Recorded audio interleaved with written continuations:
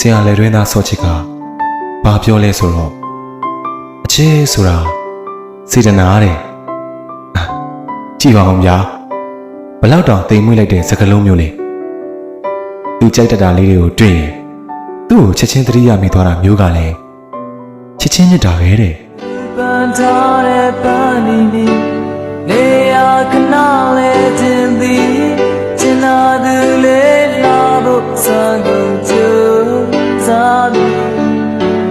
ရင်မဒီလောက်ချစ်ပါသည်သူပြောတော့မြဲတွေ့ခြင်းသည်သူရဲ့ဖြစ်နေရှိနေတတ်သူစင်များနဲ့ပနတ်နေသည်နေရခဏလေးတင်သည်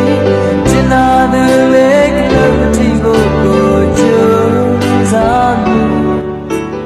ရင်မဒီလောက်